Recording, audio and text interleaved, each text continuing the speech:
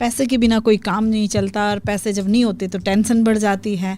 और पैसे संभाल के रखना भी एक जिम्मेवारी का काम होता है कि ज़्यादा पैसे हो तो उसको और कैसे बढ़ाया जा सकता है, मतलब और कहाँ पे ऐसी जगह पैसे को जमा करें या ऐसी जगह लगाए उस पैसे को कि फ़ायदा भी हो जाए, टेंशन भी ना हो और अपना जो काम है वो भी अच्छे से हो जाए। इन्हीं सारी बातों के बारे में आज हम प्रोग्राम में बात करेंगे, प्रोग्राम जन जानकारी में गुड़गांव की आवाज़ रेडियो पे। नमस्कार दोस्तों, मैं हूं शर्मिला और हाजिर हूं अभी लाइव प्रोग्राम में। आज है 8 अगस्त 2024 और हमारे साथ प्रोग्राम में हैं सौरभ बाफना जी। तो सर बहुत बहुत स्वागत है गुड़गांव की आवाज़ रेडियो पे। नमस्ते, आप धन्यवाद बहुत बहुत आपका जी।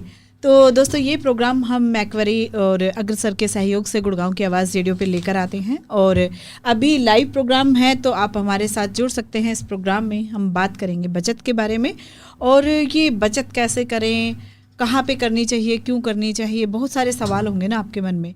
तो ज़रूर ये सवाल लेकर हाजिर होइएगा और अपने सवालों के जवाब लीजिएगा। नंबर होगा 88 00 47 50 80 और दूसरा नंबर 98 73 55 10 78। समय की बात करूं तो 1:32 हो चुके हैं और अभी लाइव प्रोग्राम शुरू हो चुका है। तो यहाँ पे सौरभ जी जानना चाहेंगे कि हमें बचत की आदत क्यों विकसित करनी चाहिए, क्यों ज़रूरी है ये? देखिए, जो व्यक्ति अपने वित्त की योजना बनाते हैं उनके पास अपने वित्तीय लक्ष्यों यानी जो पर्सनल फाइनेंस के जो लक्ष्य हैं, उनके इकोनॉमिक गोल हैं, वो पहुंचने के जो बेहतर मौके होते हैं। आप सीमित आय के साथ साथ भी एक सभ्य जीवन स्तर जी सकते हैं और भविष्य की आपकी जो वित्तीय सुरक्षा है यानी आपको वित्तीय संकटों से रोकने का जो वहन करने की शक्ति है वो बढ़ जाती है अगर आप बचत की आदत विकसित करते हैं। तो मैं यही कहना चाहूँगा कि ये बचत जो है एक तरीके से बचत करने की जो आदत है वो एक तरीके से लाइफ स्किल है जो हमारे जीवन में हमारे पास होनी चाहिए, जिससे कि हम कभी कोई वित्तीय संकट आ जाए हमारे जीवन में तो हम उसको आराम से झेल सकते हैं। जी जी जी। यानी कि जो हमारे बड़े पहले कहते थे गुल्लक बनाइए, गुल्लक में पैसे जमा कीजिए, या फिर कहीं पे पहले से निकाल के रखते थे कि ये पैसे तो जब कठिन समय आएगा तो काम आएंगे। तो ज़रूरी है कि एक थोड़ी सी पूंजी बचा के रखना, जो कि कभी परेशानी या दिक्कतें आए या कोई ऐसी चीज़ जो हमें अभी समय के अनुसार ज़रूरी है वो लेनी हो तो फिर हम उसको ले पाएँ। लेकिन पहले तो गुल्लक में रखते थे या फिर बचा के रखते थे। अभी गुल्लक और जो बचत घर में करनी शायद मेरे को लगता है सेफ़ नहीं है, क्योंकि कई बार सुनते भी हैं कि वहाँ झुग्गी झोपड़ियों में कुछ पैसे बचा के रखे थे और ऐसी दिक्कतें आई, किसी ने चुरा लिए या आग लग गई तो फिर दिक्कतें हो सकती हैं। तो यहाँ पे मैं जानना चाहूँगी सौरभ जी कि व्यक्तिगत वित्त से तरीके क्या हैं, मतलब कैसे हम ये बचत कर सकते हैं, अपनी पूंजी को कैसे बढ़ा भी सकते हैं और उसको एक सुरक्षित भी रख सकते हैं? देखिए, पर्सनल फाइनेंस या व्यक्तिगत वित्त जो हम कहते हैं, जैसे उसकी 5 फाउंडेशन चीज़ें हैं जो हमें समझनी ज़रूरी है, जिसे हम नींव कहते हैं। सबसे पहला है आय यानी इनकम। बेसिकली जैसे व्यक्ति या परिवारों के द्वारा हमें कैश मिलता है या कमाई का संदर्भित है, इसमें हम वेतन, मजदूरी या कमीशन, बोनस, किराया, लाभांश जो भी है हम कमाते हैं वो चीज़ आय में आ जाती है। दूसरा है खर्च, जिसमें हम मासिक खर्चों का संबंधित है कि हमारा क्या खर्चा है जो आवश्यक खर्चा, जैसे किराया, उपयोगिता, भुगतान, जो भी हम खर्च करते हैं डेली लाइफ के अंदर जो हमें ज़रूरी है वो खर्च में आ जाता है। इसके बाद जो बचता है उसे कहते हैं बचत। और बचत करने के बाद जो हमें जो जिस चीज़ के लिए हम वित्तीय वृद्धि के लिए यानी कुछ इंटरेस्ट कमाने के लिए हम कुछ लाभदायक संपत्तियों में इन्वेस्ट करते हैं, जैसे एफडी, म्यूचुअल फंड या अदर अलग जमा योजना में, उसे निवेश कहते हैं। और जो 5वां बड़ा इंपॉर्टेंट पार्ट है जो मैं अपने श्रोतागणों को बताना चाहूँगा वो है सुरक्षा, जिसमें आपको बीमा या वित्तीय सुरक्षा प्रदान करने के लिए जैसे स्वास्थ्य बीमा, मोटर बीमा, जीवन बीमा उत्पाद, वो हमें लेना ज़रूरी है। तो ये तो हुई रूपरेखा नींव की इसकी। पर अब इसे करना कैसे है उसका एक पूरा एक सचरण से मैं अगर आपको बताना चाहूँ तो सबसे पहला सचरण होता है इसका बजट बनाना। अब बजट बनाने के लिए आप हमें क्या देखना चाहिए कि हमें अपने आय और व्यय को ट्रैक करना चाहिए कि हमें समझ में आना चाहिए कि हमारा पैसा आ कहाँ से रहा है और जा कहाँ रहा है। तो इसके लिए आप एक छोटा सा एक पेपर पेन पे भी एक बना सकते हैं, जिसमें आप लिख सकते हैं एक साइड में क्या आपका आय है, क्या आपका व्यय है। और अगर आप चाहे तो आप कोई मुफ्त बजटिंग ऐप है, नोटबुक है, या अगर आपके पास मोबाइल है उसके थ्रू भी आप कर सकते हैं। जी, यहाँ पे मैं कहना चाहूँगी कि मतलब आप जो बता रहे हैं कि एक तरफ हम लिख सकते हैं कि पैसा आ कितना रहा है और कहाँ से आ रहा है, और एक तरफ हम लिख सकते हैं कि कितना कितना खर्च होने वाला है और कहाँ पे होने वाला है। तो 2 कॉलम हमारे बन जाएंगे। बिल्कुल सही। अब जब आप अपने खर्चों की सूची बना रहे हैं तो उसमें 2 तरीके से उसको डिवाइड करिए, उसको बांटिए। यानी अपरिहार्य खर्चे यानी बहुत ज़रूरी खर्चे, जैसे हमें किराया देना है, बच्चों की फ़ीस हो गई, इलेक्ट्रिसिटी के एक्सपेंसेस हो गए, जो भी आपके पानी का, जो भी आपका खाने का खर्चा, जो भी आपका अपरिहार्य आवश्यक खर्चा है उसका एक सूची बनाइए। फिर एक सूची बनाइए अनावश्यक खर्चे की, भैया ये हमें लेना है, ये हमें सोचा है हमने करने के लिए, जैसे एंटरटेनमेंट हो गया, मनोरंजन का हो गया, कहीं बाहर जाने का हो गया, ये सब चीज़ें आपके अनावश्यक खर्चों की लिस्ट में उसको आप लिस्ट लिखिए। जो आप अपने मतलब ये समझिए कि आप अपनी खुशियों के लिए वो खर्चे कर रहे हैं, कोई ज़रूरी नहीं है वो, है ना, तो उनको आप अनावश्यक खर्चों में नाम दे रहे हैं। फिर आप जब कर रहे हैं तो आपको ये प्राथमिकता देनी चाहिए कि ज़रूरत और ज़रूरतों को चाहतों पे प्राथमिकता दीजिए। जैसे खाने का मैंने आपको बताया, जैसे आवश्यक चीज़ों को खर्च पे केंद्रित करें और गैर आवश्यक चीज़ों पर आप ध्यान दीजिए कि हमें कौन कौन से गैर आवश्यक चीज़ें हैं। इसके लिए बड़ा एक छोटा सा एक सूत्र मैं बताना चाहूँगा कि आपको कि पहला स्टेज पे तो आपको मैंने बताया कि बजट बना लें। उसके बाद आप क्या करिए, जब आपको मालूम पड़ जाए मेरा ये आय है, ये मेरा व्यय है, तो आपको मालूम पड़ जाएगा कि हमें इतनी पैसा बचत करनी है, ठीक है। तो आप क्या करें, छोटे से चालू करिए। आप इस एक महीने मान लीजिए आपने बोला 1000 रुपये आपने टारगेट लिया या 5000 चालू किया, धीरे धीरे करके अपने छोटे छोटे लक्ष्य बनाइए और अपनी बचत की तरफ आगे बढ़िए जी। और इसके समय में आपको एक बहुत अच्छी बात बताना चाहूँगा कि जो वॉरेन बफे ने कहा है, जो बहुत बड़े अच्छे इन्वेस्टर हैं वर्ल्ड के, उन्होंने कहा है कि आप खर्च करने के बाद जो बचता है उसे बचाएं नहीं, बल्कि बचत के बाद जो बचे उसे खर्च करें। तो ये बहुत इम्पॉर्टेंट बात है, बहुत ही अच्छी बात है। लेकिन यहाँ पे मैं सौरभ जी, आपने जैसे पहले क्वेश्चन का आंसर दिया तो वहाँ पे बताया कि कुछ एफडी करा सकते हैं, आरडी करा सकते हैं, इससे बचत कर सकते हैं। अगर मैं आरडी की बात करूँ तो आरडी हम अगर करवाएं तो कैसे करवा सकते हैं, जो कि क्योंकि हाथ में जब पैसा आ जाता है ना तो उसको देना बहुत मुश्किल सा लगता है, और अगर मतलब दें भी तो फिर कैसे दें, क्योंकि खर्चों की लिस्ट इतनी लंबी हो जाती है कि लगता है कि फिर तो पता नहीं पूरा महीना पूरा हो पाएगा नहीं हो पाएगा। तो क्या करना चाहिए कि पैसा बच भी जाए और अपने खर्चे भी पूरे हो जाए? ये बहुत अच्छी बात पूछी आपने कि जैसे जब हम बचत करते हैं तो सबसे पहला काम हमें ये करना है कि हमें अपना एक इमरजेंसी फंड यानी आपातकालीन फंड बनाना है कि भैया ये पैसा तो मेरे पास हमेशा ऐसे स्रोतों में होना चाहिए जहाँ से मैं पैसा इमीडिएटली कभी भी निकाल सकता हूँ जब मुझे चाहिए। जैसे हो गया आपका सेविंग्स पे पैसा आप कभी भी निकाल सकते हैं, एफडी का पैसा हो गया, और एक बहुत अच्छा तरीका है आरडी का पैसा जी।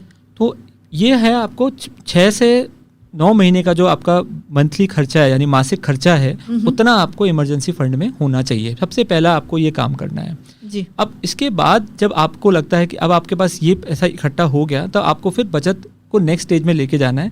उसके लिए आप क्या कर सकते हैं, आरडी खोल सकते हैं। अब आरडी खोलने के लिए आपको कुछ नहीं करना है, एक बैंक में जाना है और बोलना है कि मेरे को एक आरडी अकाउंट खोलना है, जैसे आप एफडी के लिए खोलते हैं।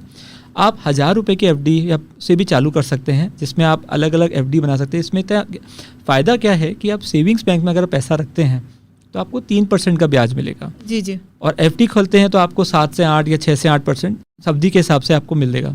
पर आरडी में क्या होता है कि आपको जिस समय आपने पैसा इन्वेस्ट किया उसी दिन से आपको सेविंग से भी ज़्यादा यानी 5% तक आपको बैंक दे देती हैं, 5 से ऊपर भी दे देती है बैंक, उसमें आपको ब्याज मिलना चालू हो जाता है उसी दिन से। और एक सबसे अच्छी चीज़ जो है कि आपका जो सेविंग्स है या बचत है वो स्वचालित हो जाती है। आपको ज़्यादा सोचना नहीं पड़ता कि मुझे अब कहाँ पे इन्वेस्ट करना है। आपको एक टारगेट मिल जाता है कि मेरे को ये पैसा 1 साल या 2 साल बाद मुझे इस चीज़ों के लिए चाहिए, मान लो बच्चों की पढ़ाई के लिए चाहिए, कुछ कार्य के लिए चाहिए। तो आप एक टारगेट बना के आरडी बनाइए और अपना छोटा छोटा मतलब मासिक में से जो भी खर्चा आपकी बचत होती है वो आप उसके थ्रू कर सकते हैं। यहाँ पे सौरभ जी ये जानना चाहेंगे, मान लीजिए मैं चाहती हूँ कि मेरी 5000 रुपये हर महीने में बचत कर सकूँ, तो क्या मेरे को 5000 की ही एफडी करा देनी चाहिए या फिर कम कम पैसों की करानी चाहिए? हाँ, बहुत अच्छा क्वेश्चन है आपका कि जैसे अगर आपके पास मान लिया आपके पास 5000 रुपये हैं तो आपको हमेशा जो एक मुश्त पैसा है उसकी पूरी की एफडी नहीं करनी चाहिए, उसको छोटे छोटे भाग में करके बनानी चाहिए। क्योंकि 1000 रुपये पे भी आपको वही ब्याज मिलेगा जो आपको 5000 पे मिलेगा। और इसका फ़ायदा ये होता है कि मान लीजिए इन फ्यूचर या भविष्य में आपको पैसे की ज़रूरत पड़ती है तो आप क्या कर सकते हैं, मान लीजिए आपको 1000 रुपये की ज़रूरत पड़ती है जी, तुलना के हिसाब से देखा जाए तो आप 1000 रुपये की एफडी तोड़ सकते हैं और आप अपना काम का यूज़ कर सकते हैं। पर अगर आपने 5000 की एफडी बनाई होती मान लीजिए और उसको आप तोड़ दें तो आपको पूरा का पूरा जो ब्याज का पेनल्टी का लॉस मिलता ही मिलता आपको एक तो, और दूसरा आपको जो ब्याज आपको मिलना चाहिए था पूरा बाकी 4,500 पे वो नहीं मिलता। 4,000 रुपये पे अगर 1,000 रुपये का हम एग्जाम्पल लेते हैं तो उस पर पूरा ब्याज नहीं मिलता आपको। तो इसलिए हमेशा यही राय रहती है कि आप एफडी बनाएं तो छोटे छोटे मतलब कुछ किस्तों में बनाइए, पूरा एक साथ एफडी मत बनाइए, पूरे अमाउंट की मत बनाइए। दूसरा सेम इज़ अगर आप आरडी बनाते हैं, रिकरिंग डिपॉजिट जैसे कहते हैं, वो भी आप कुछ छोटे छोटे अमाउंट की कराइए। जैसे कि अगर आपकी कोई आरडी छूट जाती है या नहीं कर पाते हो आप उसको, तो आप जो आपकी बेसिक वाली आरडी है जो आपको करनी है वो उसमें आप पैसा लगा सकते हो। जी, बहुत ही अच्छे से बताया आपने सौरभ जी। दोस्तों आप सुन रहे हैं गुड़गांव की आवाज़ सामुदायिक रेडियो 107.8 मेगाहर्ट्ज़ और प्रोग्राम चल रहा है जन जानकारी। आज हम बात कर रहे हैं पैसों की बचत के बारे में। अगर आपके कुछ सवाल हैं तो कॉल ज़रूर कीजिएगा। ये लाइव प्रोग्राम है। जुड़ने के लिए नंबर होगा 88 00 47 50 80 और दूसरा नंबर 98 73 55 10 78। यहाँ पे जब हम बैंक की बात कर रहे हैं, पैसों की बात कर रहे हैं सौरभ जी, तो एक होता है कि एटीएम कार्ड हमारे पास होता है और उस एटीएम कार्ड से हम अब ऑनलाइन का ज़माना हो गया है, तो मतलब अपना एक जो पिन डालते हैं और पैसे कहीं भी हमें कुछ सामान खरीदना होता है तो ले सकते हैं कि पैसे रख के नहीं ले जाने पड़ते। लेकिन ये सवाल ज़रूर करूँगी। एक श्रोता हमारे साथ जुड़ गए हैं, पहले उनसे बात करेंगे। हेलो जी, नमस्ते, कौन बोल रहे हैं सर? जी मैं प्रदीप बोल रहा हूँ कापाखेड़ा बॉर्डर से। जी प्रदीप जी, बहुत बहुत स्वागत है सर। कहिए क्या सवाल है आपके? जी सर, अभी जैसे सौरभ जी बता रहे थे कि एफडी जो करना है छोटे छोटे टुकड़ों में करना है, ऐसे मैंने एफडी अभी मेरे पास 50,000 रुपए थे, तो मैंने वो 5-5 हजार की 2 साल के लिए एफडी कर दी, मंथली एफडी, और मैं उस पैसों का SIP करता हूँ जैसे म्यूचुअल फंड में। तो क्या स्थिति सही है कि इसमें मुझे कुछ सुधार करना चाहिए, जैसे मुझे म्यूचुअल फंड में ही डालना है पैसे? तो देखिए सही है आपका कि आप छोटा छोटा अमाउंट के आपने बना दिया है एफडी और आपको उसको करके आपको लगता है कि आपको म्यूचुअल फंड में डालना है, तो वो अच्छा आपका स्ट्रेटेजी है कि आप करें। इससे क्या होगा कि 2 फायदे हैं आपको। एक तो आपको रुपए की जो लागत है वो भी कम हो गई है आपकी, क्योंकि बाजार के जो जोखिम है वो कम हो जाएंगे, क्योंकि आप एक साथ तो इन्वेस्ट नहीं कर रहे हो किसी भी म्यूचुअल फंड या जिसमें भी आपको इन्वेस्ट करना है, जो भी अब निवेश है। दूसरा आपका कंपाउंडिंग भी बेटर हो जाती है उससे। कोई ये मुझे थोड़ा सा वो रहता है कि मुझे एक ही साथ म्यूचुअल फंड में डालना चाहिए था या भी नहीं। आपका ये सही है कि आपको कभी भी एक चीज़ एक जगह, स्पेशली म्यूचुअल फंड इन सब के साथ एक मुश्त नहीं डालना चाहिए। हमेशा आपको सिस्टमेटिक प्लान के थ्रू करना चाहिए, जिससे कि क्या होगा कि आपके रुपए की जो लागत है वो आपकी कम हो जाएगी, एवरेज आउट हो जाएगा। अब इससे आपको ये पता नहीं है ना कि आप जो इन्वेस्ट कर रहे हैं वो कम पैसे में इन्वेस्ट कर रहे हो, ज़्यादा रेट पे इन्वेस्ट कर रहे हो। अगर आप सिस्टमेटिक करोगे तो आपका एवरेज आउट हो जाता है। वही सर, क्योंकि अभी जो स्टार्टिंग एफडी है उसमें 3.5, जो लेटेस्ट 3.5-4 ऐसे मिल रहे हैं, मतलब जो लॉन्ग वाली एफडी है उसमें 6% 7% से ऊपर मुझे मिल रहे हैं। हाँ। तो क्या मुझे अभी जो एफडी करता हूँ मैं हर महीने, तो लॉन्ग वाले पे करना कंटिन्यू करूँ सर? हाँ, मतलब देखिए ये अगर आपको पैसे की उतनी ज़रूरत नहीं है शॉर्ट टर्म के अंदर या कम समय के लिए, तो आप लॉन्ग टर्म पे ही जाइए, क्योंकि उसमें आपको बेटर ब्याज मिलेगा। क्योंकि जो अभी एफडी ऐसा है ना सर, जो एफडी अभी पूरा हो रहा है वो पैसे फिर म्यूचुअल फंड में जा रहे हैं, तो जो मेरी सैलरी आ रही है वो मैं म्यूचुअल फंड में डालूं या एफडी वैसे लंबे वाली एफडी जो 7% ब्याज मिल रहे हैं उसमें डालूं? तो जैसे मैंने आपको शुरू में बताया था कि पहले आप अपना एक इमरजेंसी फंड बनाइए कि भैया मुझे इतना पैसा तो मुझे हमेशा तो बना रखा है सर, उसको तो बना रखा है मैंने, वो अलग की एफडी है ना, उसको कर रखा है मैंने। हाँ, तो अब उसके बाद SIP के लिए वो करना था बस। हाँ, तो उसके बाद अगर आपको लगता है कि नहीं मेरे को अब निवेश करना है, तो निवेश के लिए मुझे बेटर स्रोत चाहिए जिसमें मुझे रिटर्न ज़्यादा चाहिए, तो फिर आप उसके लिए म्यूचुअल फंड में जा सकते हैं। सही है आपका दृश्य। ओके सर, तो उससे अभी वही एफडी कंटिन्यू करूँ मैं लंबे समय के लिए जो 7% मिल रहा है? हाँ जी। तो सर ये मतलब प्रदीप जी और कुछ पूछना चाहेंगे आप? जी नहीं, बाकी तो मैं सुन रहा हूँ, अगर ऐसा कुछ होता है तो मैं दोबारा कॉल करूंगा। थैंक यू धन्यवाद के लिए, बहुत बहुत धन्यवाद जी। यहाँ पे सर मैं ये जानना चाहूँगी कि जो आपने कहा कि लंबे टाइम तक वाली एफडी करानी चाहिए, वो क्यों करानी चाहिए, क्यों ज़रूरी होती है? छोटे टाइम तक में क्या दिक्कत होती है? देखिए, आप छोटे टाइम की एफडी बनाते हैं तो आपको देखेंगे कि प्राय रेट ऑफ रिटर्न कम होती है। अच्छा। और लंबे समय के लिए 1 साल से ऊपर की अगर हम एफडी कराते हैं तो रेट ऑफ इंटरेस्ट ज़्यादा होती है। तो उसलिए अगर आपके पैसे की ज़रूरत नहीं है आपको पूरे साल भर के अंदर, तो आप 1 साल की बनाइए। आप उसको तोड़ के वापस नहीं बनाएंगे, या उस समय को होने के बाद मान लिया आपने 6-6 महीने की बनाई तो 6 महीने बाद फिर बनाएंगे उस एफडी को। एक तो वो बनाने और जब पैसा आया और बनाने के पीरियड का वो समय जो होता है वो आपको ध्यान रखना पड़ेगा। लंबे समय के लिए बना दिया आपने तो आप निश्चिंत होकर बैठ सकते हैं कि आप मेरा हो जाएगा। दूसरा, ब्याज की रेट भी इंटरेस्ट जो होती है बदलती गवर्नमेंट रहती जो बैंक है वो शॉर्ट टर्म इंटरेस्ट रेट जो होती है एफडी की वो कम रहती है और जो लॉन्ग टर्म होती है वो ज़्यादा ब्याज के हिसाब से मिलती है। जी, तो 2 कारण हो गए कि एक तो हमारा टाइम वेस्ट होता है, हम जाएं बैंक में उनका भी टाइम वेस्ट करते हैं कि मतलब हमारा ये काम कीजिए, दोबारा से एफडी कर दीजिए, और एक होता है कि खुद को भी छुट्टी करके जाना पड़ेगा तभी मतलब वो बैंक वाला काम हो पाता है, और एक ब्याज भी लंबी वाली जो एफडी होती है उस पर ज़्यादा मिलेगा। और सबसे बड़ा फ़ायदा जो है उससे ये है कंपाउंडिंग का, जैसे हम हिंदी में संयोजन कहते हैं, वो कंपाउंडिंग इफेक्ट जो होता है वो जितना लंबा समय होता है उसमें वो उतना ज़्यादा होता है। तो अगर मैं आपको कंपाउंडिंग के बारे में अगर मैं बताऊं आपको जी तो जैसे आप समझिए कि जैसे आपने 1000 रुपये इन्वेस्ट किया आपने, ठीक है, एफडी में, तो आपको साल के एंड में 10% मिलेगा ब्याज। तो आपका 1100 रुपये आपको साल के एंड में मिला। अगर आप कंपाउंडिंग करते हैं कि आपने 2 साल की एफडी बनाई तो आपको नेक्स्ट साल 1100 रुपये पे आपको ब्याज मिलेगा, यानी दूसरे साल के एंड में आपको 110 रुपये आप मिलेगा, यानी टोटल मिला के 1100 तो पिछले साल का और दूसरे साल का 110, यानी 1210 रुपये का आपको फ़ायदा मिलेगा। यानी 10 रुपये का आप एक्स्ट्रा आपको फ़ायदा हो गया, यानी ब्याज पे भी ब्याज हो गया, चक्रवर्ती ब्याज हो गया। और इससे क्या होता है, धीरे धीरे करके आपका जो पैसा है पैसे पे पैसा कमाते हैं। और इसके लिए सिंपल सा मैं एक एग्जांपल देता हूँ कि जो मैं अपने और भी फोरम्स में हमने देते हैं कि 2 बच्चे थे, दोनों फ्रेंड्स थे अच्छे साथ में, 18 साल की उम्र में उन्होंने कमाना चालू किया जी। तो पहले वाले ने बोला कि भाई मैं तो 2-2 हज़ार रुपये बचाऊंगा, और उसने अगले 8 साल तक 2-2 हज़ार रुपये बचाए। उसने बोला मेरे को तो बचाना है, बचत करनी है। तो उसने 16,000 यानी 8 साल इंटू 2,000 किया, यानी 16,000, यानी 26 साल तक उन्होंने 16,000 रुपये बचाए पहले वाले ने। दूसरे वाले ने बोला नहीं अभी मैं नहीं बचाऊंगा, अभी मैं खर्च करूंगा, अभी मेरी उम्र है थोड़ा सा एंजॉय कर लूँ, उसके बाद मैं बचाऊंगा। तो उसने 27 साल की उम्र में, जब उसने पहले वाले ने रोकना अपना सेविंग्स करना बंद किया, यानी उसने 27 साल की उम्र में 2-2 हज़ार रुपये जमा किए, और 58 साल जब उनकी रिटायरमेंट की एज है, यानी 32 साल तक उसने 64,000 बचाए। अब आप देखिए जो 16,000 पहले वाले ने बचाए वो 58 साल की उम्र के अंदर 2,53,000 यानी 16 गुना हो गया। और जो जिस बंदे ने दूसरे बच्चे ने 27 साल की उम्र में पैसा जमा कराना चालू किया, 32,000 जमा कराए, वो केवल 4 गुना हुआ। तो आप देख सकते हैं कि उसने केवल 8 साल पहले पैसा बचत करना चालू किया, उसका 32 गुना हो गया, और यहाँ उसका पैसा 16 गुना हो गया, सॉरी, और उसका हो गया केवल 4 गुना पैसा।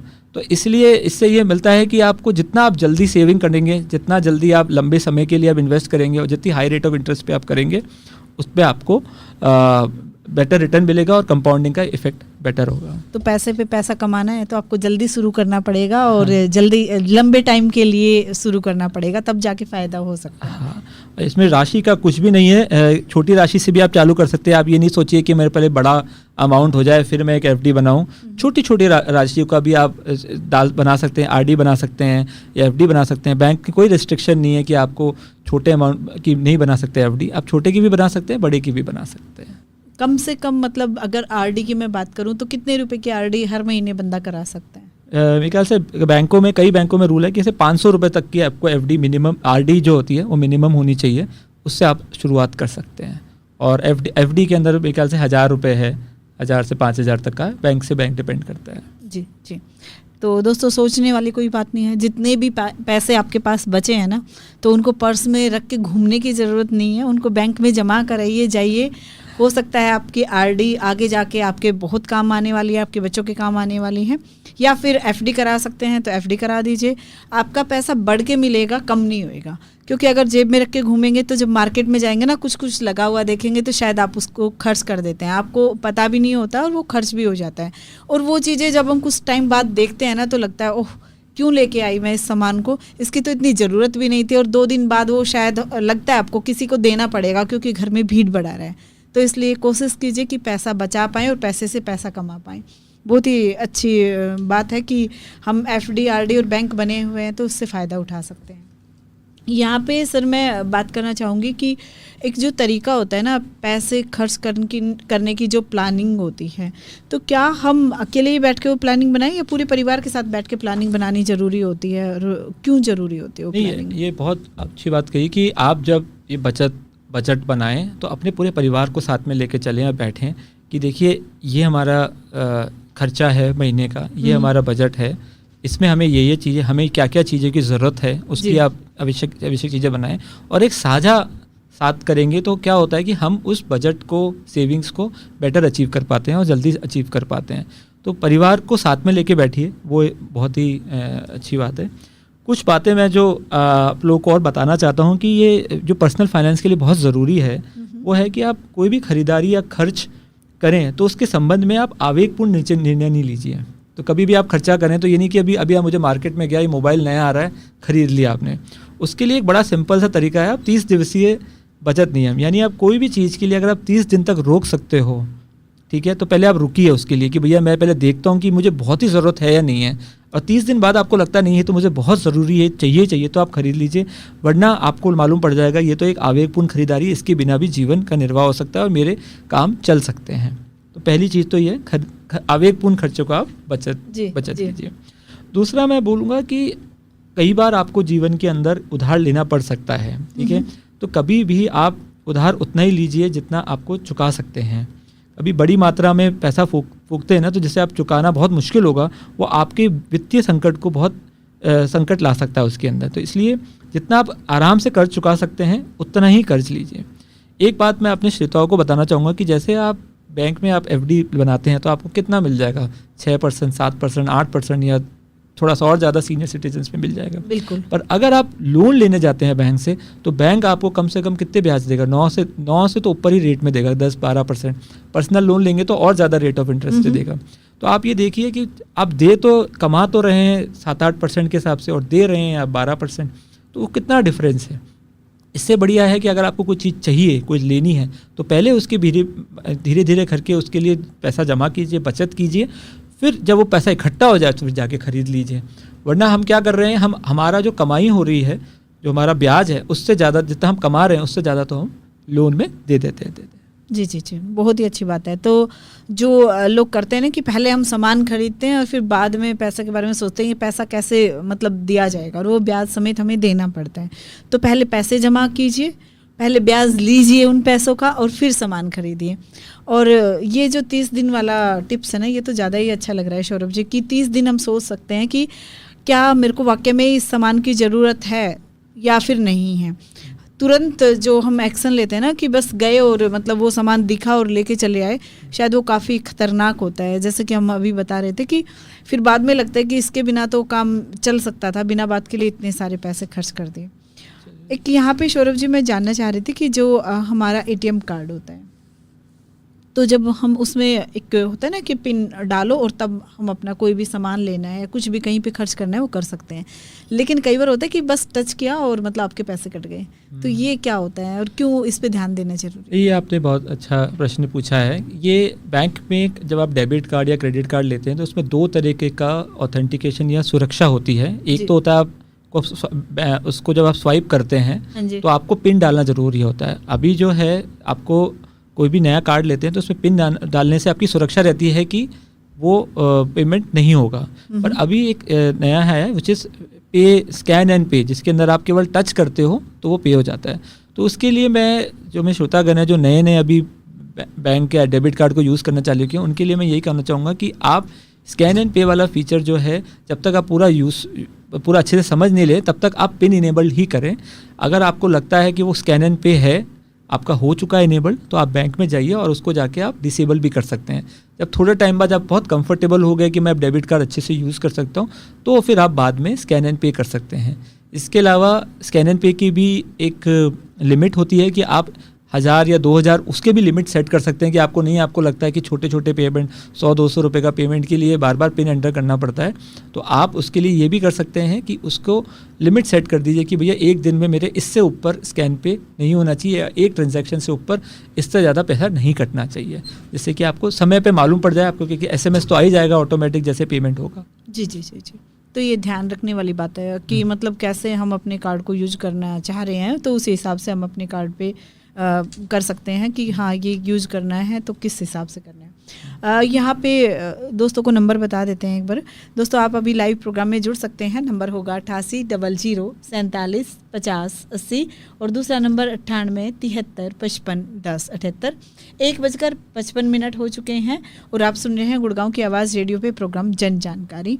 और अभी लाइव प्रोग्राम है तो कॉल कीजिएगा, हमारे साथ प्रोग्राम में जुड़िएगा। एक श्रोता हमारे साथ जुड़ गए हैं। Hello hello good afternoon ma'am. जी गुड आफ्टरनून, कौन बोल रहे सर? जी मैम, मेरा नाम पवन है, मैं सिकंदरपुर से बोल रहा हूँ।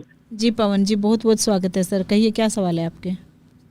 मैम मेरा ये क्वेश्चन था, जैसे आरडी एफडी और जैसे ये एसआईपी वगैरह जो चलता है, तो मुझे उसके बारे में थोड़ी इन्फॉर्मेशन लेनी थी, एसआईपी के बारे में।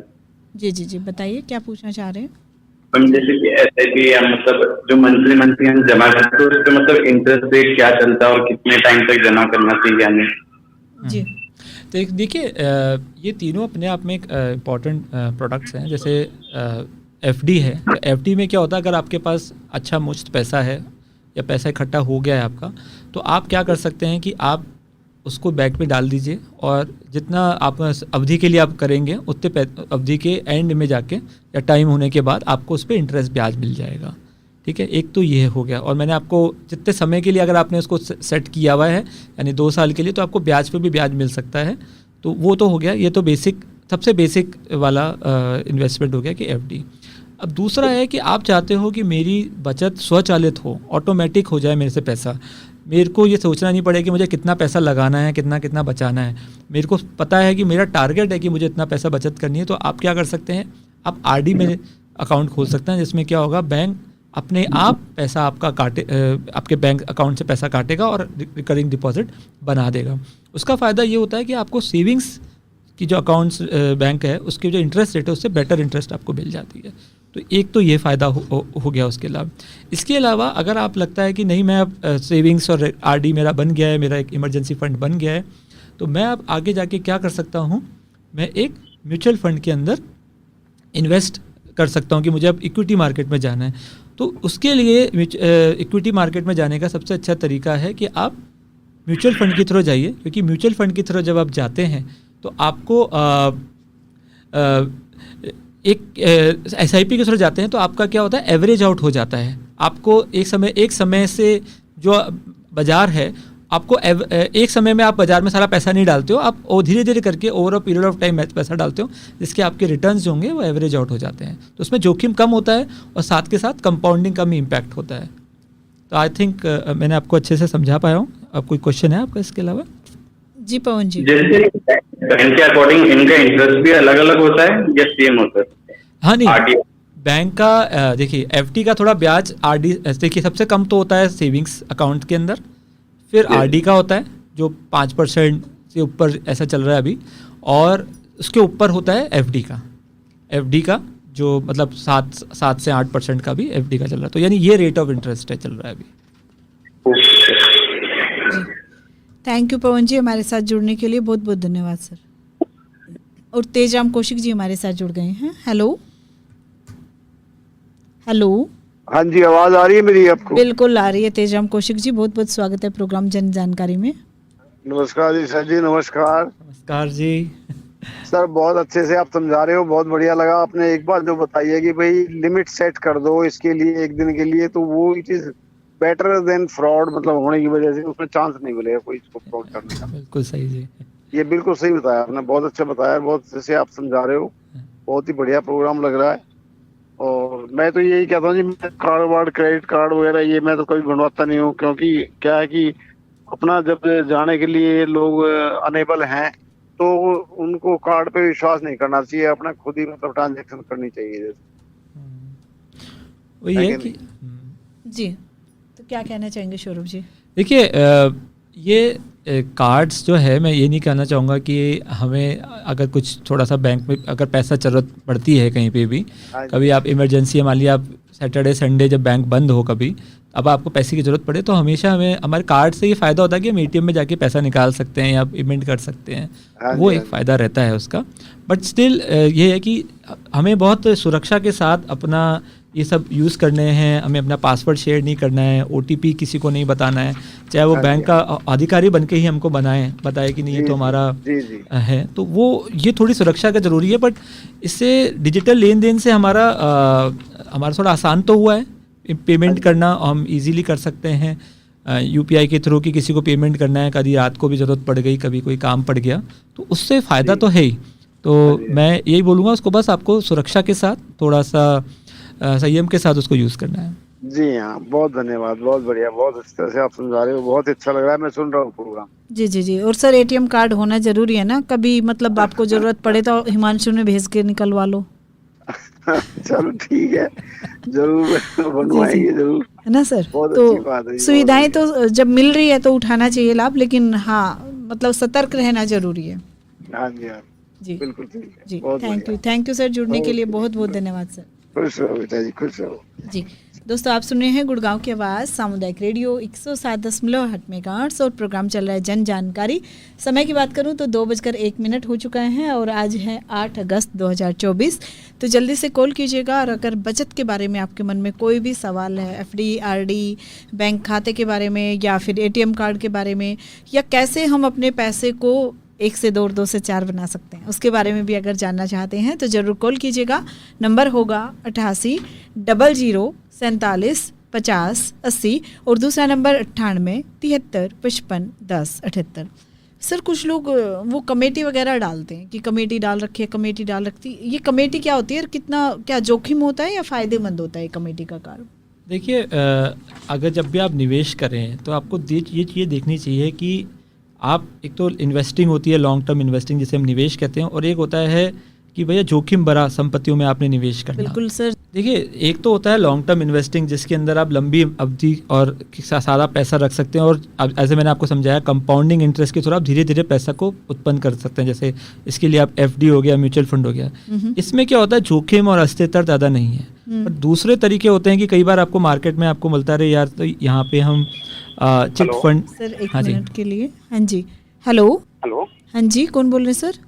जी मैम, प्रदीप बोल रहा था, अभी थोड़ी देर पहले बात हुई थी। हाँ जी प्रदीप जी। एक क्वेश्चन था सौरभ जी से।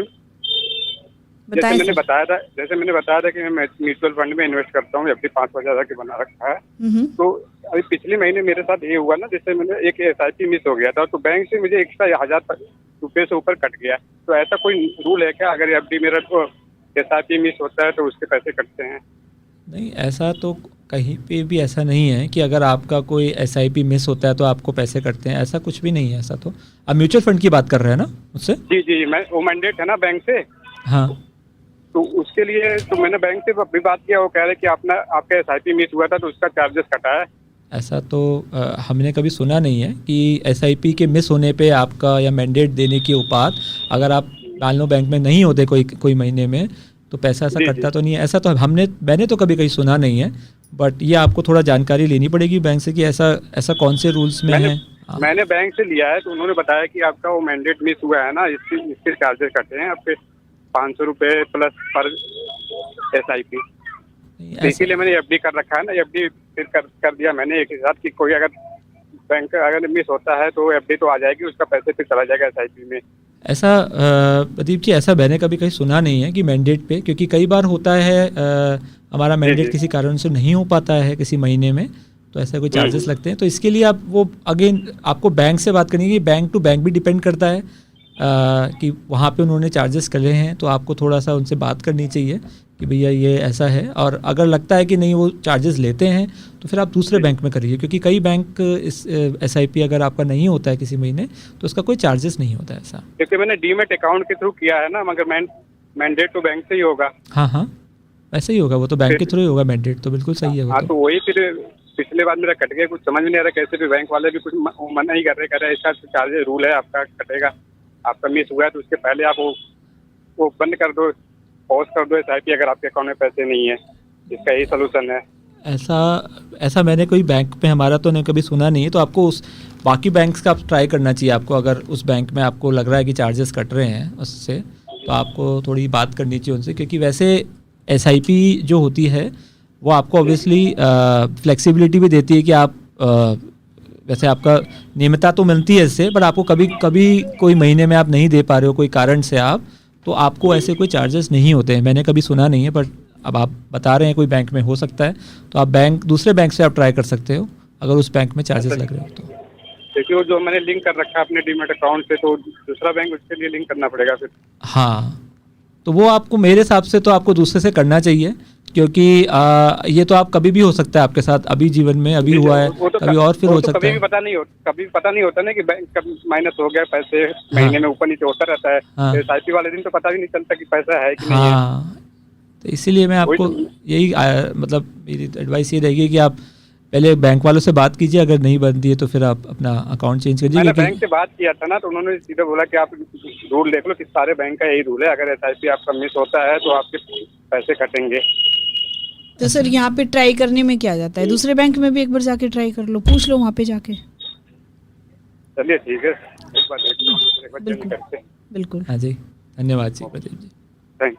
तो दोस्तों आप भी कॉल कर सकते हैं, हमारे साथ इस प्रोग्राम में जुड़ सकते हैं। नंबर होगा 88 00 47 50 80, यानी कि 88 00 47 50 80, और दूसरा नंबर होगा 98 73 55 10 78 9873 551078। आज है 8 अगस्त 2024। समय की बात करूं तो 2:07 हो चुके हैं, और ये लाइव प्रोग्राम जो कि 2:30 बजे तक यानी कि 2:30 तक चलने वाला है। आज हम बात कर रहे हैं बचत योजना के बारे में, तो आप भी कॉल कर सकते हैं और जानकारी ले सकते हैं।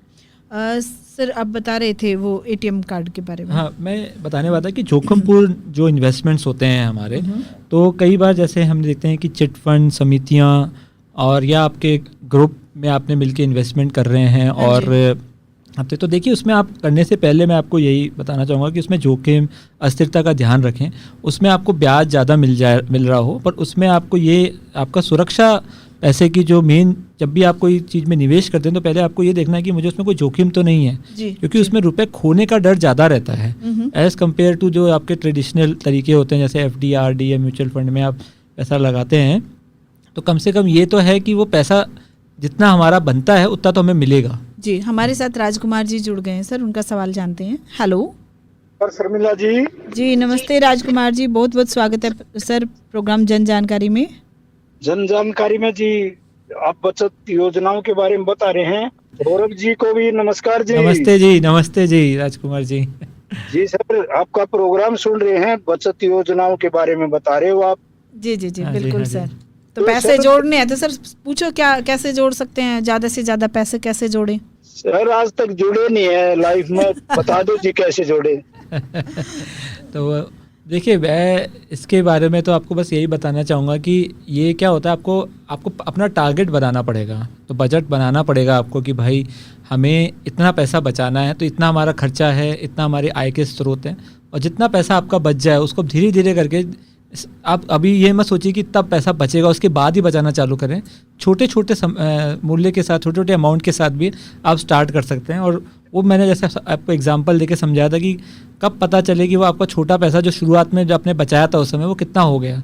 अगर आप जितना लेट चालू करते हैं बचाने के लिए, उतना आप ब्याज का कंपाउंडिंग जो इफेक्ट होता है वो कम हो जाता है। जी सर। हाँ। तो इसमें क्या उम्र का भी कोई फर्क अंतर होता है क्या, कोई लागू होती है उम्र भी इसमें? इसमें कोई भी ऐसा नहीं है। आप जिस समय जिस स्टेज ऑफ लाइफ में आप हैं, कितने भी उम्र के हैं, आप उस स्टेज पे आप चालू कर सकते हैं। और देखिए ये वही बात है, जब जागो तब सवेरा। कई होता है कि नहीं अभी हमारे लाइफ के अंदर कुछ कंपल्शंस हैं, हमें कुछ चीज़ में इन्वेस्ट करना है, हमें कुछ चीज़ों को, हमारी कोई प्रायोरिटीज़ होती हैं कि हमें ये चीज़ पूरी करनी है, भाई बच्चों की पढ़ाई है वो। जब आपकी वो सब चीज़ें हो गई कि अब आपको लगता है कि नहीं अब मैं थोड़ा पैसा बचा सकता हूँ और अभी इन्वेस्ट कर सकता हूँ, तो आप उसी समय से चालू करिए। आप ये मत सोचिए कि अब समय निकल गया है अब नहीं करना है मुझे। आप जब आपको लगता है कि नहीं अब हो गया टाइम, अभी मैं बचा सकता हूँ, आप चालू करिए उस दिन से ही, क्योंकि ये ब्याज रिटर्न इंटरेस्ट उसी दिन से चालू होगा जिस दिन आप इन्वेस्ट करना चालू करेंगे। और सर जो एक EPF योजना चल रही है कोई EPF? हाँ जी, EPF तो एम्प्लॉय प्रोविडेंट फंड हुआ जी, उसमें भी एज का कोई है कुछ, कितने वर्ष तक के आदमी कितनी उम्र तक के इन्वेस्ट कर सकते हैं उसमें जी? देखिए EPF तो होता है एम्प्लॉय प्रोविडेंट फंड। जब भी आप कोई जगह आप नौकरी करते हैं तो आपका एम्प्लॉयर जो है वो आपका पैसा उसमें से कुछ परसेंटेज आपका काटता है और कुछ आपको खुद को जमा कराने होते हैं। ये तो कंपलसरी है, जो ऑटोमेटिक अगर आप जॉब करते हैं तो अपना पैसा उसमें से कट जाता है। इसके अलावा जैसे आप जो बोल रहे हैं कि कुछ बहुत सारी सेविंग स्कीम है सीनियर सिटीजन्स के लिए है वो, तो वो उस पर आपको ब्याज दर ज़्यादा मिलता है एज़ कम्पेयर टू जो नॉर्मल जो कम एज वाले लोग हैं। तो कई बैंक्स जो होती हैं जैसे 0.5% आपको ब्याज ज़्यादा देती है as compared to the normal FD जो बाकी लोगों के लिए जो है। तो अगर सीनियर सिटीज़न है तो मैं तो यही बोलूँगा कि आपको ऐसी गवर्नमेंट की योजनाएं या बैंक की योजनाएं का पूरा उपयोग करना चाहिए। अभी सीनियर सिटीजन सेविंग स्कीम्स भी आई हुई है, उसके अंदर भी ब्याज दर बहुत अच्छा है। और पीपीएफ ईपीएफ की आप जो बात कर रहे हो उसमें अभी इस साल का रेट ऑफ इंटरेस्ट तो 8.25 है। इसके अलावा प्रोविडेंट फंड में डाल सकते हो 7.1% रेट आता है। कई लोग जैसे आपने जैसे बात करी है तो कई लोगों को शौक मतलब होता है कि हमें बच्चों की शादी के लिए सोना इकट्ठा करना है, धीरे छोटा अमाउंट सोना इकट्ठा करते हैं। तो उसके लिए गवर्नमेंट की स्कीम है कि आप सोने में देखिए आप इकट्ठा करते हैं तो आपको लॉकर में जाके पैसा रखना पड़ता है, आपको ध्यान रखना पड़ता है उसका। तो इसमें गवर्नमेंट की स्कीम आई है कि आप इनके सॉवरेन गोल्ड बॉन्ड स्कीम आती है, समय समय पे आती रहती है, वो उसमें इन्वेस्ट करिए तो उसमें आपको गोल्ड की रेट तो का जो उछाल है वो तो आपको मिलेगा ही मिलेगा, साथ में गवर्नमेंट आपको 2.5% ब्याज हर साल देती है। और सबसे बढ़िया बात इसमें ये है कि ये 8 साल की स्कीम होती है। 8 साल के बाद जब आपको पैसा मिलता है उस पर कर नहीं लगता है, इनकम टैक्स बिल्कुल नहीं लगता है। तो इन योजनाओं को आप उपयोग करिए धीरे धीरे करके और अपना पैसे को बढ़ाइए। जी सर जी, ये जो गोल्ड वाला कह रहे हो ये तो थोड़ा कर रखा है जी, गोल्ड वाला तो मैंने हमारी मैडम ने कर रखा है, हमारी मिसेज है करवा रखा है, ये तो ठीक चल रहा है जी। हाँ जी। और एक ये प्रधानमंत्री जीवन ज्योति योजना और एक और ऐसी योजना है 20 रुपए वाली, 350 रुपए ऐसे शुरू करी थी वो जी आज से 5-7 साल पहले। तो मैसेज आया करते वो ऑटोमेटिक पैसे कटा करते, लेकिन अब कुछ 1 साल से वो मैसेज नहीं आ रहे हैं जी, कट नहीं रहे हैं, उसमें क्या होगा जी? आप क्या प्रधानमंत्री जीवन बीमा योजना की बात कर रहे हैं? हाँ, तो ये है अच्छा, अच्छी बात बताई। ये मैं बताने वाला था कि देखिए हमें जीवन बीमा और स्वास्थ्य बीमा ये 2 बहुत ही इम्पोर्टेंट बीमा है हमारे खुद के सुरक्षा के लिए और अपने परिवार की सुरक्षा के लिए। तो प्रधानमंत्री जीवन बीमा योजना, इसके लिए गवर्नमेंट की 2 स्कीम है। प्रधानमंत्री जीवन बीमा योजना, इसमें आप 1 वर्ष में आपको 330 रुपये देने हैं और आपके अकस्मात होने पे तो आपके परिवार को उसमें 2 लाख रुपए मिलते हैं। और इसके अलावा प्रधानमंत्री सुरक्षा बीमा योजना भी है जो एक दुर्घटना बीमा योजना है। इसमें आपको साल के केवल 12 रुपये यानी महीने के केवल 1 रुपये देने हैं। इसमें आपको 2 लाख रुपए आपको मिलते हैं अगर मृत्यु या पूर्ण क्षमता के मामले में, या 1 लाख अगर आंशिक अक्षमता के मामले में। तो मैं ये बोलूँगा कि सभी को कि ये 342 रुपये जो आप साल महीने के कितने हुए 30 रुपये जो आप मोबाइल या कैसे भी खर्च कर लेते हैं, उतना पैसा आप लगा के आप कम से अपने परिवार और अपने खुद की सुरक्षा के लिए इतना पैसा डालना चाहिए। और इसके अलावा लाइफ इंश्योरेंस जो मैं बताया जीवन बीमा, ये तो गवर्नमेंट की स्कीम है। इसके अलावा प्राइवेट भी इन्वेस्टमेंट कर सकते हैं, प्राइवेट इंश्योरेंस भी आप ले सकते हैं मार्केट से जाके। तो सर मैं यही पूछ रहा था, ये दोनों करवाए थे लेकिन अभी 1 साल से मैसेज नहीं आ रहे हैं सर, क्या बंद हो गया क्या सर? वो नहीं, आपके बैंक अकाउंट में पैसा जिस आपने एनरोल किया होगा उसमें पैसा अपने आप कट जाता है ये। अच्छा जी। हाँ, तो अगर आपका लगा है आपको कि 1 साल में आपका पैसा नहीं कटा है तो आप बैंक में जाके आप पूछ सकते हैं कि ये पैसा कटा है या नहीं, क्यों नहीं कटा मेरा। इसमें तो ये भी होता है कि कंपलसरी कट जाता है वो पैसा आपके उस अकाउंट से। यहाँ पे मैं ये भी कहना चाहूँगी राजकुमार जी कि जो पहले मैसेज आते थे ना हमारे 12 रुपए कट गए तो मैसेज आ गया, 330 कट गए तो मैसेज आ गया। कुछ बैंक ने कर लिया कि कुछ थोड़े पैसे कटते हैं तो वो मैसेज नहीं देते। हाँ जी। तो कुछ अमाउंट मतलब उन्होंने तय किया होगा, बैंक में जाके पता कीजिएगा कि इतने अमाउंट से कम पैसे अगर निकलते हैं तो फिर वो मैसेज नहीं भेजते हैं। एक बार पूछ लेना आप उधर जाके। शायद आपका जब आप वो कॉपी पूरी करवा के लेके आते हैं ना बैंक वाली, तो उसमें वो जरूर लिख के देंगे आपको ये इतने पैसे कट गए, इतने पैसे कट गए, लेकिन मैसेज शायद ना आए। जी मैडम जी, जरूर पता करना पड़ेगा। 1 साल हो गया आ नहीं रहा मैसेज। जाइए सर बैंक में एक दिन राउंड लगाइए। जरूर जरूर। और एक एक सवाल कर रहे थे शर्मिला जी आप, जी ये जो कमेटी डालते हैं इसके बारे में सर जी बताओ तो कुछ। आक भाई मन यह समझ में नहीं आई आज तक जी, वह कमेटी उसने फलाने ने घाटे में ढाली, इतने बाद में ढाली, जी जी। क्या क्या हिसाब हुआ सर, ये बताइए थोड़ा सा चलो हमारे सर, को। हम इसी बारे में चर्चा करते हैं, आप सुनते रहिएगा रेडियो पे। जी, थैंक जी, यू जी। जुड़ने के लिए। नमस्कार सर, नमस्कार। नमस्कार जी, नमस्कार जी राजकुमार जी। जी, तो यहाँ पे सर जो गांव में कमेटी डालते हैं ना लोग, कि 20 बंदे इकट्ठे हुए और कमेटी डाल ली, और फिर पहले एक बंदे का नंबर आया, फिर दूसरे बंदे का नंबर आया, लास्ट होते होते कई बार होता है कि जी वो तो कमेटी डूब गई, इतने बंदों का पैसा रह गया, ये हो गया वो हो गया। तो क्या कमेटी डालनी चाहिए, नहीं डालनी चाहिए, कि क्यों घाटा हो जाता है? इसमें यही बोलना चाहूँगा कि आपको अब ये जब कमेटी चिट फंड, इसमें आपकी धनराशि की देखो जोखिम तो है इसके अंदर। जी सर, एक मिनट सर। जी हेलो। हाँ जी। हाँ जी मैम, मेरा नाम आकाश है। जी आकाश जी। हाँ मैम, मेरा एक क्वेश्चन था। हाँ मेरा क्वेश्चन ये था कि जैसे अभी मैंने ग्रेजुएशन में कर रहा हूँ, तो ऐसा कुछ जो साथ के लोग हैं वो कहते हैं कि SIP करो, म्यूचुअल फंड में लगाओ पैसे। तो अगर जैसे मैं एक बिगिनर हूँ तो कैसे शुरुआत कर सकता हूँ ये SIP और म्यूचुअल फंड के लिए? हाँ, तो देखिए मैंने आपको बताया कि जब आप बिगनर हैं तो सबसे पहले आपको अपना एक इमरजेंसी फंड बनाना बहुत ज़रूरी है कि भैया ये तो मुझे पैसा ज़रूरी है। ये जो चीज़ आप सोच सकते हैं 6 से 9 महीने का जो आपका खर्चा है, वो आपको ऐसे जगह रखना है जहाँ पे आप पैसा इजीली निकाल सकते हो आप। जैसे आपका हो गया FD RD, ये मैंने जैसे आपको बताया। म्यूचुअल फंड क्या है, क्योंकि ये तो बाजार के अशीभूत चलता है कि अगर रिटर्न बाजार में ज़्यादा है तो ज़्यादा हो गया, कम हो गया। तो आपका जब आपने इमरजेंसी फंड बना लिया, अब आपको लगता है कि मैं रिस्क ले सकता हूँ मार्केट में, मुझे और रिटर्न ज़्यादा चाहिए, तो आप म्यूचुअल फंड में जा सकते हो। उसके लिए करने के लिए बहुत सिंपल सा तरीका है। आप कोई ऐप के थ्रू भी जा सकते हो, कोई ऐप डाउनलोड कर लें अपने और उसके थ्रू आप कर सकते हैं। या आप क्या कर सकते हैं, उस म्यूचुअल फंड की वेबसाइट पर चले जाइए और वहाँ जाके आप क्या कर सकते हैं, उसमें आप अपना अकाउंट खोलिए और वहाँ पे आप उसी के थ्रू अपने बैंक की अंदर स्टैंडिंग इंस्ट्रक्शंस दे दीजिए कि भैया मेरा महीने के इस दिन के ऊपर इतना पेमेंट कर दो। तो वो आपको बैंक की वेबसाइट पे लेके जाएगा। आप अपना लॉगिन ID पासवर्ड डालिए और उसमें इंस्ट्रक्शन दे दीजिए, तो पैसा अपने आप आपके बैंक अकाउंट में कट जाएगा। तो बहुत सारी तरीके हैं, उसके थ्रू आप कर सकते हैं। अच्छा सर, जैसे आपने इमरजेंसी फंड बताया तो उसके लिए मैं ना वो कमेटी करता हूँ। हाँ, कमेटी जैसे मेरे पापा को ज्यादा नॉलेज है इसके बारे में, कमेटी के बारे में सिर्फ। तो वो उसमें जो मेरी अर्निंग होती है उससे कुछ पैसा वो कमेटी में डाल देते हैं। अच्छा। हाँ, तो वो इमरजेंसी फंड के उस पे काम आ सकता है। देखिए कमेटी, हाँ बोलिए। हाँ बोलिए। आप देखिए इमरजेंसी, मैं यही बोल रहा हूँ, पैसा आप जो भी इमरजेंसी फंड में डालें हैं वो ऐसी जगह होना चाहिए जहाँ आपको लगता है कि पैसा जोखिम नहीं है, मुझे कभी भी कोई किसी भी बंदे, परिवार या कम्युनिटी के कोई प्रॉब्लम नहीं हो जाए, तो आपको पैसा मिल जाए। प्राय हम देखते हैं हमें कभी मिल जाता है, कभी हमने देखा है कि नहीं भी मिलता है। कोई सिचुएशन हो गई, बंदा लेके चले गया, तो उसमें जोखिम रहता है, क्योंकि उसमें क्या है, विश्वसनीयता जो होती है वो आदमी पे डिपेंड करती है, उस कम्युनिटी पे डिपेंड करती है कि वो कितना विश्वसनीय है और वो कितना हमें समय पे पैसा दे देगा।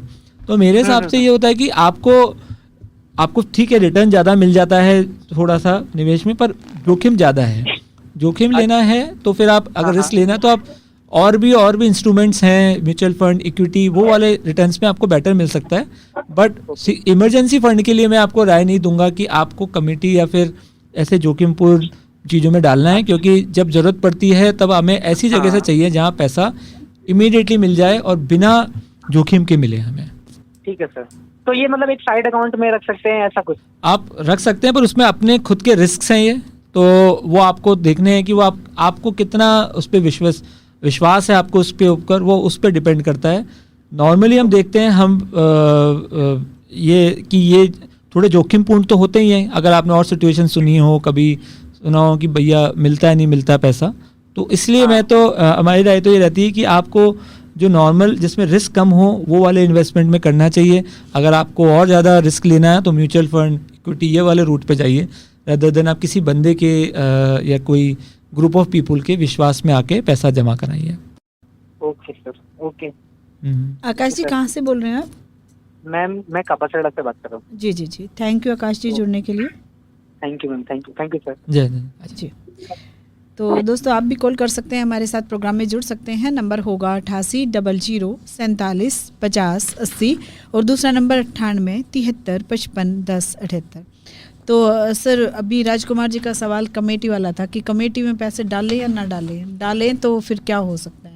मतलब नुकसान हो सकता है। देखिए, कोई भी चीज़, मैंने आपको बताया, कोई भी चीज़ आप में निवेश करते हैं तो आपको ये देखना चाहिए कि उसमें कितना जोखिम है, क्या उसमें मुझे पैसा का हानि हो सकती है। कई बार होता है कि हम ऐसी जगह डाल दें कि हमारा 100 रुपये का ज़ीरो हो जाए। हम सोच रहे थे कि हमें 10 रुपये की जगह 8 रुपये के ब्याज की जगह हमें 15% का ब्याज मिल जाएगा, पर वो 15 रुपये का ब्याज की जगह हमारा मूल भी चले जाता है कभी कभी। तो वो सब चीज़ें हमें सोच के ही निवेश करना चाहिए। पहले जांच लें उसको कि ये बिल्कुल सही है, खरा है, सुरक्षित है हमारा पैसा, तो फिर आप उस चीज़ में जाइए।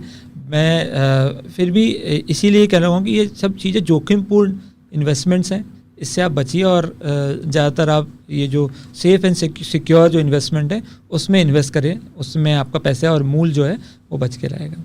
जी जी जी। और रामकिशन जी हमारे साथ जुड़ गए हैं। हेलो नमस्ते शर्मिला जी। जी नमस्ते रामकिशन जी, कैसे हैं सर? बहुत अच्छे। और हमारे ये कमेटी के अंदर तो 50,000 की चोट खाए बैठा हूँ मैं भी।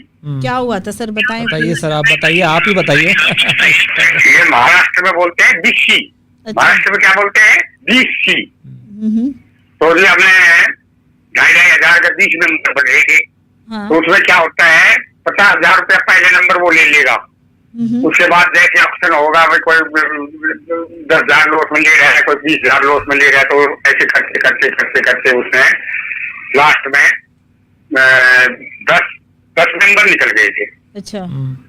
बस उसके बाद उसने बोरिया बिस्तर बांध दिया और उसका कोई पता लगा नहीं, कुछ नहीं, लेके पार हो गया।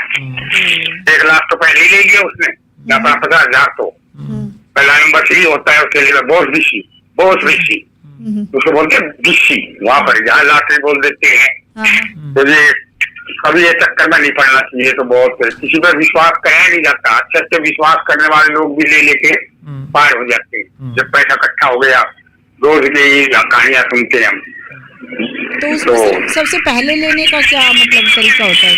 पहला नंबर वो इसलिए ले लेता है कि मैं संभालूंगा, किसी का नंबर नहीं आया, कुछ नहीं आया तो मैं भरूंगा अपनी तरफ से, रिस्क मेरा रहेगा। अच्छा।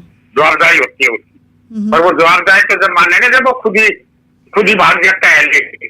जी। हाँ, जैसे कोई मेंबर ने पैसा नहीं भरा तो भाई वो फिर उसको भरना पड़ जाता है। कई मेंबर ऐसे थे, आपने लॉटरी उठाई, बिस्सी उठाई और भाई लापता, फिर ना भरे आप नंबर 7वां 8वां नंबर में जैसे नंबर ले लिया, भाई 5,000 7,000 10,000 नुकसान खा के भाई 50 की बिस्सी है, 30 35 में ले ली, 40 में ले ली। तो 1-2 नंबर तो उसमें पहले 2-4 भरे होंगे, फिर बाद में 1-2 भरेगा, फिर लापता। तो ये बहुत भारी है। हाँ। तो सभी से यही निवेदन है कि भाई लाटरी वाटरी के चक्कर में मत पड़ो, अपना लालच बुरी बला है। हाँ, लालच बुरी बला है जी। तो इसलिए मैं यही कहना चाहूँगा, धन्यवाद, आपने बहुत अच्छा ये बात शेयर करी कि कभी भी आपको महाराष्ट्र में आज की नहीं है, 1990 की बात बता रहे हमने, आज की बात आई है 1990। जी जी। हाँ, तो उस टाइम पे मेरे साथ भी हो गया था धोखा, मेरे भी गए 20-30 हजार। तो कुछ नंबर रह गए थे, कुछ भरे गई थी। तो उसमें ऐसे होता है 20 मेंबर है, हर महीना में 2,500 रुपया इकट्ठा हो गए 50,000। वो 50,000 पहले ले लेगा, उसके बाद में नए से महीना आया, फिर हो गए भाई ये 50,000 के, तो कोई ले लिया भाई मैं तो 30 में ले लूंगा, यानी 20 नुकसान खाएगा तो 30 में ले लेगा उसको। जी जी। हाँ, तो ये भी है। तो फिर उसको जैसे वो 20 नुकसान खाया तो 20 हो गया, 20 नंबर में 1,000 रुपए फायदा आ गया, और क्या चाहिए? महीने का 1,000 रुपए फायदा कम है पैसा जी। लेकिन वो सारे भी तो चले गए ना सर, वो 1,000 के चक्कर में सारे चले गए, आपका मूल भी चले गया। आपको सोच रहे थे कि आपको ब्याज ज्यादा मिलेगा, मूल चले जाता है। और सबसे बड़ी बात सर, वो पैसा भी गया और टेंशन भी दे गया। हाँ, तो ये कोर्ट खेती गई थी 5-7 साल पहले की बात, मैं सुना था सेक्टर 7 के पास में। उसका बहुत विश्वास था, काफी लॉटरी चलाती थी वो तो जी। वो तो कई करोड़ इकट्ठा करके गई अपने मकान किराया का था भाई, कोठी दिख बढ़िया, अच्छा सेवा पानी करे तो अपने भाई लेके पार होगी। और एक तो महाराष्ट्र में सिस्टम क्या हुआ था, भाई तुम हर महीना 1,000 रुपए जमा करो और 1 साल तक इतने जमा करो, और वैसे तुमको ये हर महीने इनाम मिलेगा। किसी की बाइक निकलेगी, किसी के 2 नंबर तो उसने दिए, बाइक निकाली, किसी का टेलीविजन निकाला, किसी का कुछ निकला, महीने में हर महीना कोई इनाम निकलता था। फिर वो जब नजदीक होने लगे, भाई जब आखिरी में जिसको नहीं निकला तो वो पैसा पूरा मिलेगा उसको, तो वो मद्रासी का कोई पार हो गया चलियों का। ऐसे ऐसे भी सिस्टम है, ऐसे भी सिस्टम है। तो ये धोखाधड़ी वाला काम है सर, ये कह सकते हैं। पूरा पूरा धोखा है पूरा। तो इसीलिए मैं बहुत अच्छा आपने साझा किया, इसलिए मैं यही बोलना चाहूंगा कि कभी भी आपको कभी अविश्वसनीय रिटर्न मिले। हाँ तो मेरे को टक्कर लग रही है, मैं अपना बैंक जो कहीं नहीं दे देता उसके बाद में यहाँ भी कई पीछे लगते थे, लाला जी लॉटरी डाल लो, लाला जी लॉटरी चला लो, लाला जी कमेटी डाल लो, कमेटी, हाँ कमेटी भी कहते हैं, कमेटी कर लो। तो वरना कमेटी का कोई फायदा ना है, कोई विश्वास ना। लाला जी के पहले पैसे मर गए तो लाला जी क्यों डालेंगे, हैं सर? लाला जी को पहले ही वो फूक मार के पिटता है एक बार। जी जी जी, चलिए थैंक यू सर, आपने बातें साझा की, औरों को सतर्क किया। आपने बहुत अच्छा विषय उठाया, बड़ा बढ़िया लगा, बहुत बढ़िया, धन्यवाद जी का बहुत बहुत धन्यवाद। Thank you sir, thank you आपका भी जुड़ने के लिए और अपने एक्सपीरियंस बताने के लिए बहुत बहुत धन्यवाद जी। तो सही में जब हम अपने बीती हुई बातें बताते हैं तो लोगों को ज़्यादा विश्वास भी होता है कि हाँ ऐसा होता है। तो लोग कमेटी के पैसे लेके, मतलब जब किराए पे कोई रह रहा है तो उसका क्या विश्वास होगा, कभी भी जा सकता है किराए पे। क्या यहाँ पे सौरभ जी हम कहना चाहेंगे कि अपना मकान भी हो लेकिन बंदे के पास पैसे है ही नहीं, उसने कहीं पे खर्च कर दिए हमारे पैसे, तो हम लेंगे कहाँ से उससे?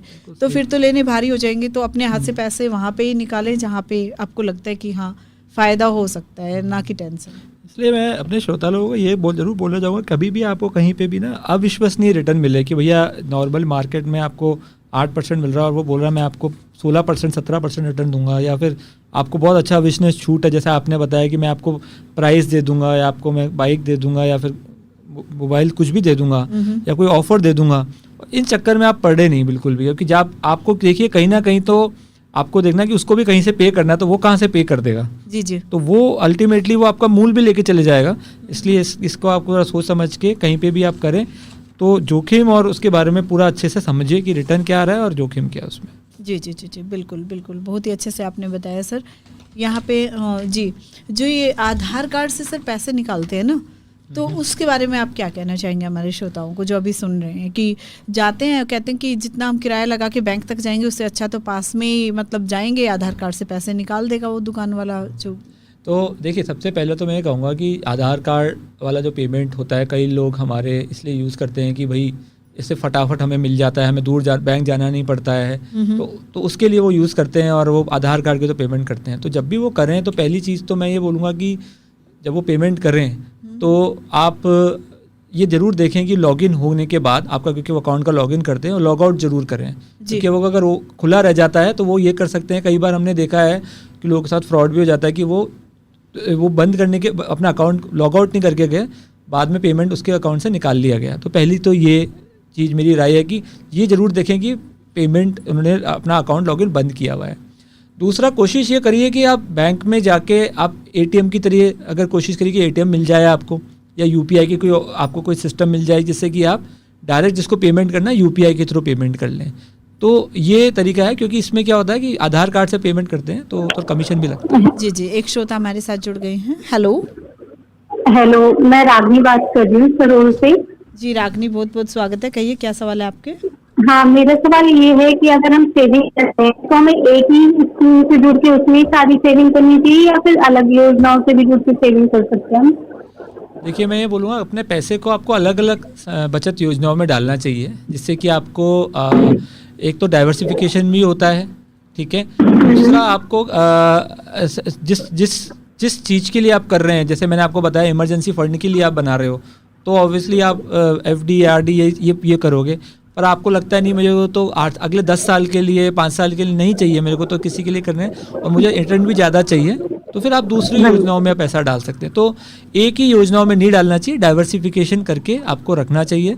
और अपने, जैसे मैंने आपको शुरू में बताया, अपने गोल के हिसाब से आपको बनाना है कि मुझे 1 साल में ये चाहिए, तो मुझे इस साल में अगर मुझे पैसा चाहिए और चाहिए तो उसके लिए फिर आपको अलग स्रोत में पैसा डालना है, जैसे कि मैंने आपको बताया FD RD है वो, और जो गवर्नमेंट की स्कीम्स है। और आपको लगता नहीं मुझे 10 साल तक अभी ज़रूरत नहीं है, मेरे बच्चे आगे जब बड़े हो जाएंगे या शादी करनी होगी अपने की, तो उस हिसाब से लिए फिर आपको आगे पैसा चाहिए, तो उसके लिए फिर आप म्यूचुअल फंड या फिर थोड़े से लॉन्ग टर्म इन्वेस्टमेंट में आप पैसा डाल सकते हैं। जी रागनी जी, तो धन्यवाद रागनी जी जुड़ने के लिए, बहुत बहुत धन्यवाद।